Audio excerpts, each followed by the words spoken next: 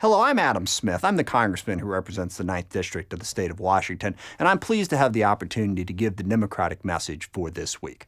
I know a lot of people paid close attention to the government shutdown that happened last week and are wondering what it was all about. Why did it happen? And there's really a very simple explanation.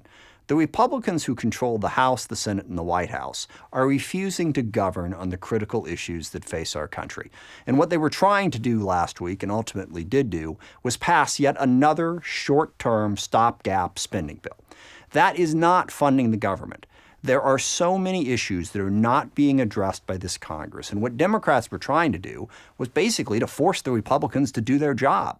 They won the election. They control the House. They control the Senate. They control the White House. It's time to govern. But they're not doing it.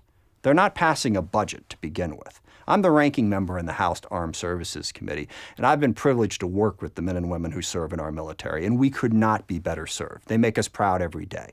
But the Congress right now, the Republican-controlled Congress, is not serving our military because they're not passing a defense budget. A short-term spending bill is not a budget. The leaders of the Pentagon do not know from one week to the next how much money they're going to have to spend.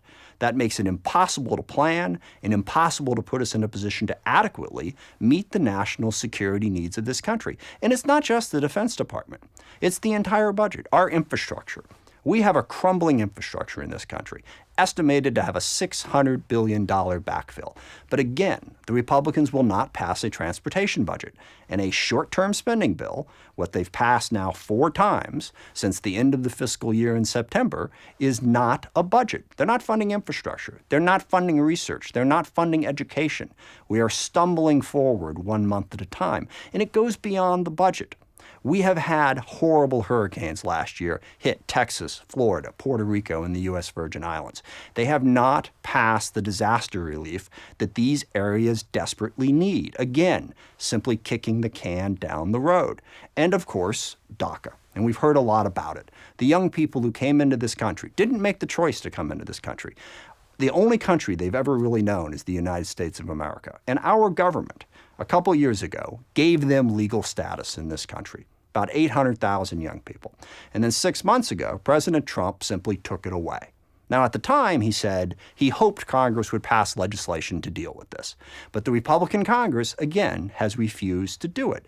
And again, that's part of what was trying to be forced last week, to force them to give us a vote.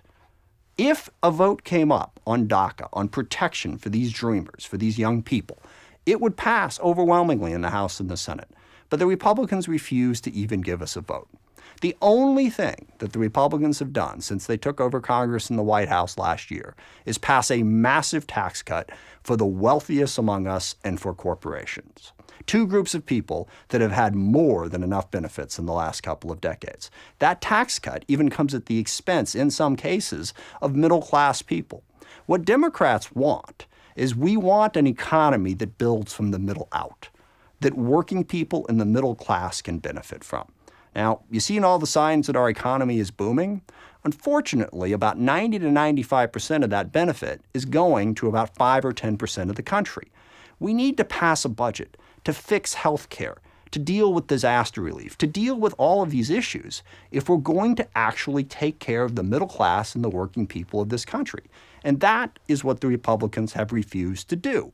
Now, regrettably, we found out last week that even when Democrats said, look, we're not going to vote for another short-term spending bill that continues to put us down this path of uncertainty, that doesn't fund our priorities, that doesn't pass the bills that we need to pass, that doesn't govern our country the way it's supposed to.